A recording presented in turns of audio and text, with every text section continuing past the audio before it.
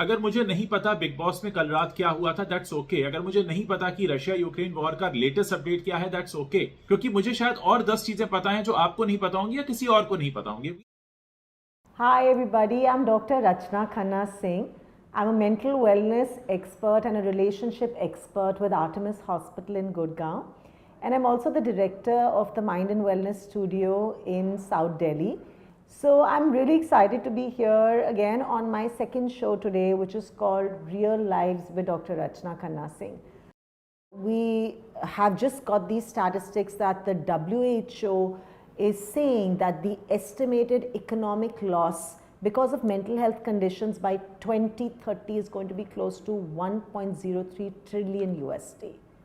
And on the other hand, we're seeing that the social media penetration in India is close to 34%. That means so many people are using it. So I thought, who better than to get a guest who is a very proclaimed journalist in his own field, who was a media journalist, who was pre-COVID and then became a very well-renowned YouTuber and a Facebook journalist as well. Ujjwal Trivedi here with us on the show. Hi guys, this is Ujjwal Trivedi. You must have seen my videos on Facebook and YouTube. It's been 3 years on digital media. Prior to that, I was working with different news channels. And I'm sure you must have seen my work. And thank you, Dr. Rachna, for inviting me for this wonderful session. So, Ujjwal, I wanted to come straight to the point to ask you that, you know, आप अपने life में इतने सारे लोगों के साथ deal करते हैं और जर्नलिज्म के अंदर ऑफ कोर्स हमने जर्नलिज्म का पूरा एक फेस ही चेंज होते हुए देखा है, where we used to have news room journalism which still exist, print, a lot of print journalism, electronic journalism, and अब हमारे पास digital format में भी है. I want to understand कि आपको अपने ground reality में, अपने life में क्या दिखाई देता है, as a not your personal life per se, but in your profession, what do you see? Where is mental health hitting? Is it hitting people? What is going on? Yes, definitely. Actually, when I started my career, उस वक्त क्या होता था कि आपके पास news shows होते थे, आपकी डेडलाइन होती थी 9 o'clock, 9:30, 10 o'clock. अभी डिजिटल मीडियम के आने के बाद every second is a deadline. Her second हजारों इंफॉर्मेशन आ रही है आपके पास में.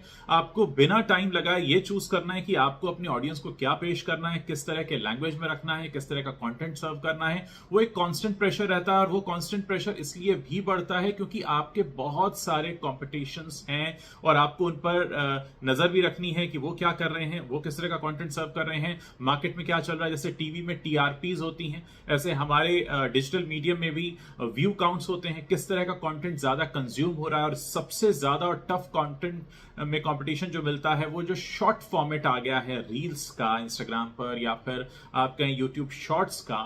ये एक कांस्टेंट प्रेशर डेवलप होता है कि आपको अपने ऑडियंस को कुछ ना कुछ ऐसा नया देना है जिससे वो एंगेज रखें. आज की डेट में अगर आपको बताऊं तो ये सबसे बड़ा कंपटीशन हमारे लिए लोगों की नींद है.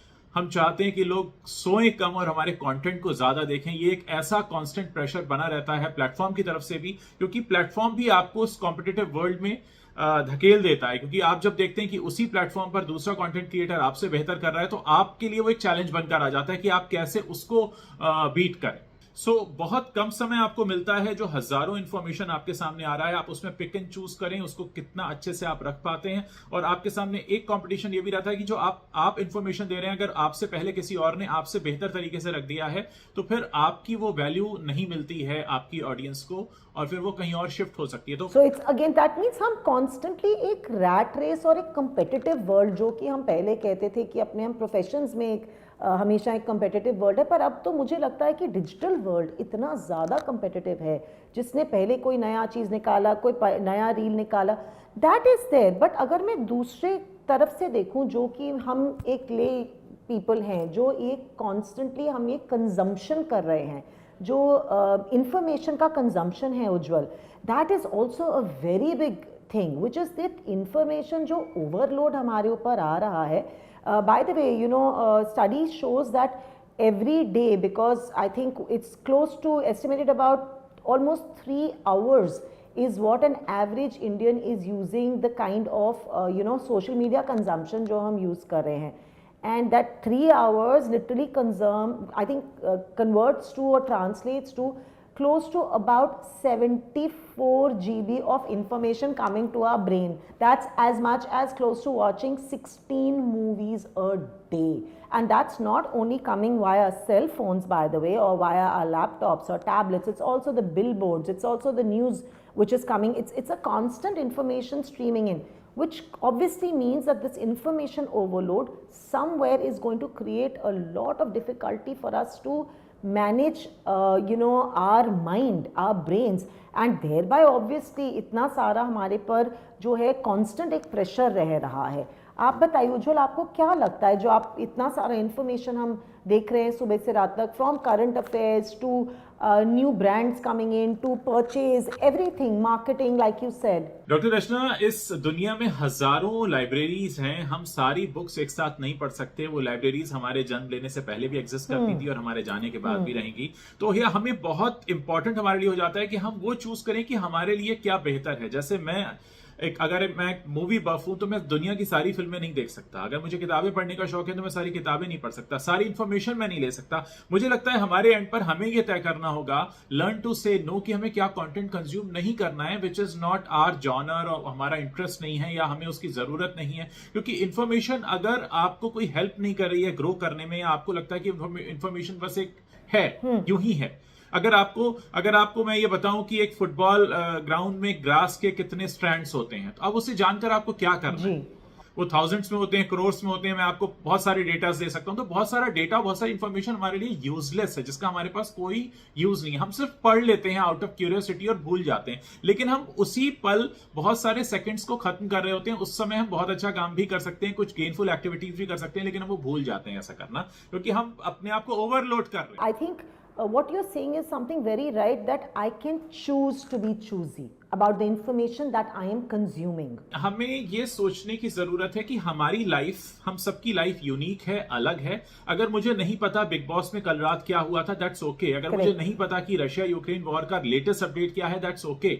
इजराइल में अभी क्या हो रहा है, दैट्स ओके.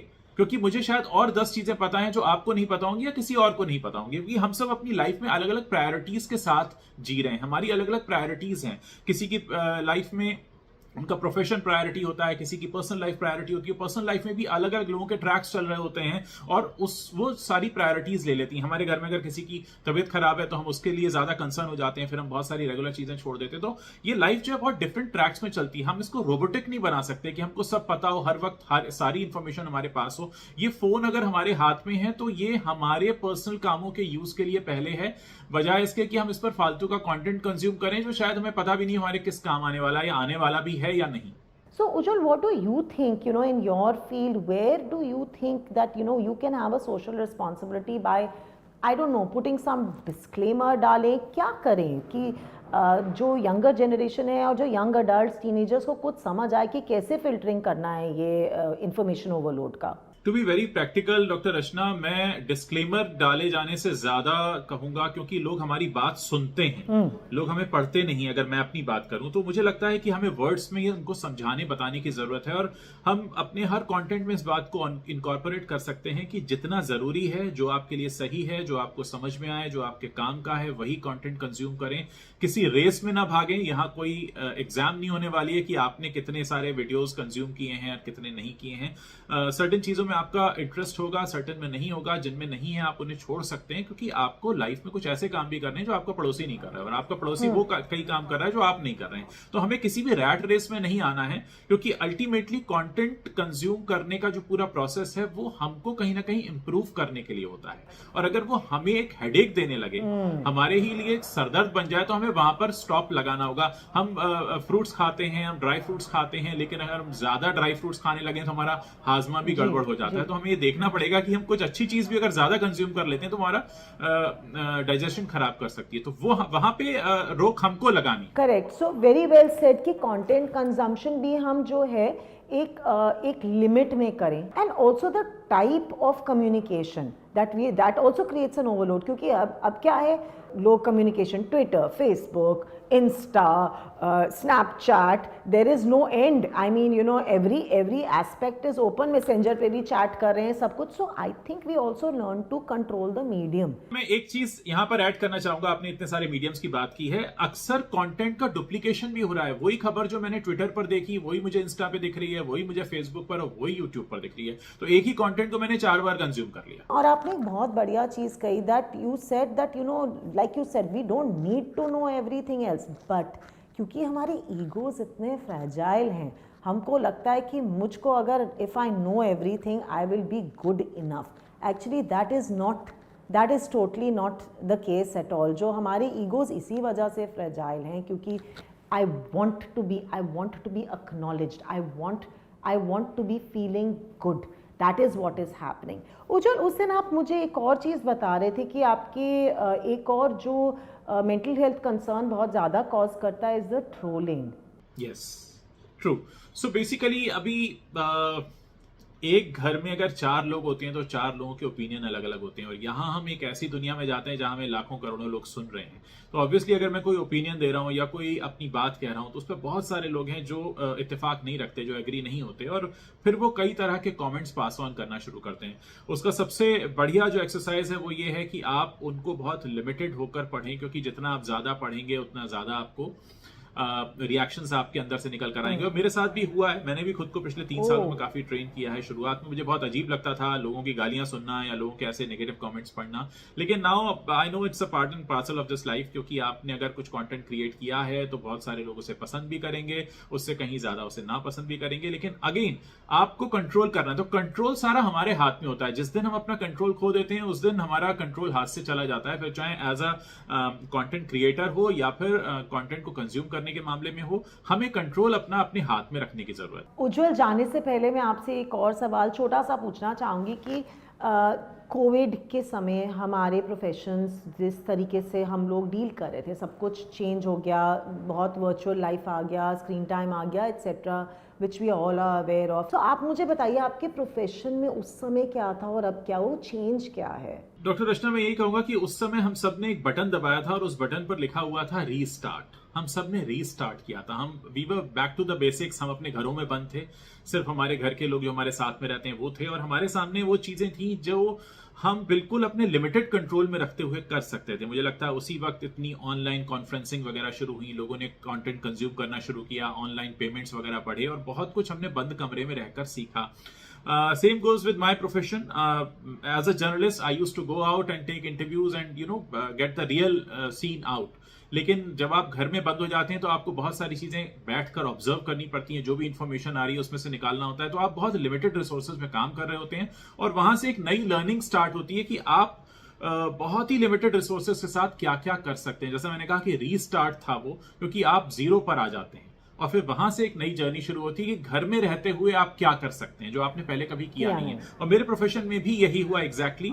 अब मुझे जो इन्फॉर्मेशन आ रही थी उन्हीं में से और कुछ निकालना था और अपना कंटेंट जनरेट करना था, ऑथेंटिक जनरेट करना था, और साथ ही आगे होने वाली जो जितनी भी चीजें उन पर नजर में वैसे ही रख पा रहा था जैसे जो इन्फॉर्मेशन हमारे पास आ रही थी. तो it was like a restart for all of us, और मेरे प्रोफेशन में भी बिल्कुल ये रीस्टार्ट था. Ujjwal, thank you so much for being here and giving us so much wonderful information, or coming straight from the horse's mouth, where you're saying that be sure of these few things.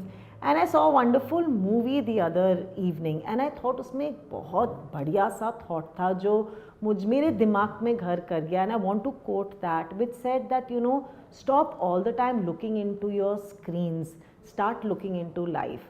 जिंदगी जीने के लिए है, उसको जीना शुरू करो, थोड़ा सा स्क्रीन को नीचे रखो.